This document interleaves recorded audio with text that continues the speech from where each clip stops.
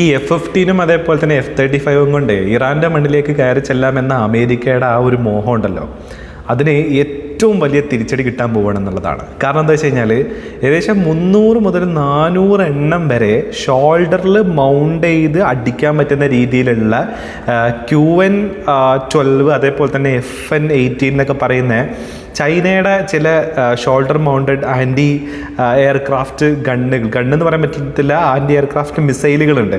അതായത് അഡ്വാൻസ്ഡ് ആയിട്ടുള്ള infrared technology ഒക്കെ ഉപയോഗിക്കുന്ന സാധനമാണ്.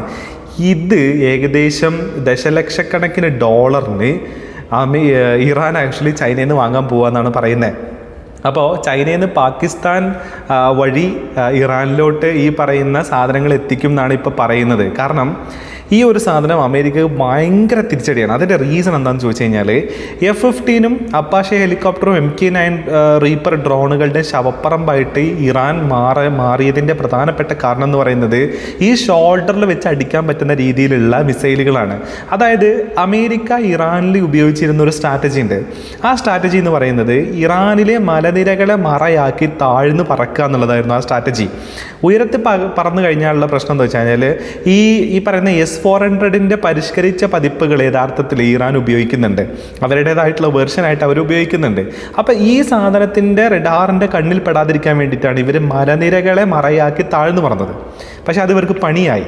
അതായത് IRGCയുടെ ഈ പറയുന്ന സ്പ്ലിറ്റ് ചെയ്തിട്ടുള്ള ഗ്രൂപ്പുകൾ, പലതരത്തിലുള്ള ഗ്രൂപ്പുകളുണ്ട്. ഈ ഗ്രൂപ്പുകൾ ആക്ച്വലി ഈ സാധനം ഓൾറെഡി ഉപയോഗിക്കുന്നുണ്ട്. അപ്പോൾ ഇവരുടെ മുന്നിലൂടെ പറന്നു പോകുന്ന ഈ പറയുന്ന എയർക്രാഫ്റ്റുകളെ ഒരു 4-5 കിലോമീറ്റർ ദൂരത്ത് വെച്ച് ഇവർ ഐഡൻറ്റിഫൈ ചെയ്യുകയാണെന്നുണ്ടെങ്കിൽ ഈ സാധനം വെച്ചിട്ട് ഇവന്മാർ അടിക്കും. അതായത് 6 കിലോമീറ്റർ നേരെയും അതേപോലെ തന്നെ 4 കിലോമീറ്റർ ഉയരത്തിലോട്ടും പറക്കാൻ സാധിക്കുന്ന തരത്തിലുള്ള സിസ്റ്റമാണ് യഥാർത്ഥത്തിൽ ഈ പറയുന്ന സാധനം. അത് മാത്രമല്ല Mach 2 ആണ് ഇതിൻ്റെ സ്പീഡ്. അപ്പോൾ ഇവിടെ ഉള്ളൊരു രസകരമായിട്ടുള്ള കാര്യം എന്താ വെച്ച് കഴിഞ്ഞാൽ മലനിരകളെ മറയാക്കി പറക്കുമ്പോൾ ഈ Mach സ്പീഡ് അച്ചീവ് ചെയ്യുക എന്ന് പറയുന്നത് എയർക്രാഫ്റ്റുകൾക്ക് ഒരു ഇച്ചിരി പാടുള്ള പരിപാടിയാണ്. ശബ്ദത്തിൻ്റെ 2 ഇരട്ടി വേഗതയിൽ മലനിരകൾക്കിടയിലൂടെ സഞ്ചരിക്കുക എന്ന് പറയുന്നത്. അപ്പോൾ വേഗത കുറവായിരിക്കും. അവിടെയാണ് Mach 2 സ്പീഡുള്ള ഇത്തരം മിസൈലുകൾ വെച്ചിട്ട് ഷോൾഡറിൽ വെച്ചിട്ട് അവർ അടിക്കുന്നത്. കാരണം എന്താ വെച്ചാൽ 18 കിലോ വരെയാണ് ഇതിൻ്റെ ഭാരം. അപ്പോൾ ഈസി ആയിട്ട് ഇവർക്ക് ആ ഭാരം ഷോൾഡറിൽ വെച്ചിട്ട് ഇവർക്ക് അടിക്കാനും പറ്റും എന്നുള്ളതാണ് ഇതിൻ്റെ രസകരമായിട്ടുള്ള പോയിന്റ്. അപ്പോൾ ഓൾറെഡി ചൈനയുടെ സഹായം, റഷ്യയുടെ സഹായം അമേരിക്കൻ ബേസുകളെ പ്രിസൈസ് അറ്റാക്ക് നടത്തുന്നതിലുണ്ട് എന്ന് അമേരിക്ക സംശയിക്കുന്ന അതേ സാഹചര്യത്തിൽ തന്നെയാണ് ഈ പറയുന്ന 60 മുതൽ 70 ദശലക്ഷം ഡോളറിൻ്റെ വ്യാപാരം ഇറാൻ ചൈനയുമായിട്ട് നടത്താൻ പോകുന്നതെന്നുള്ളതാണ്.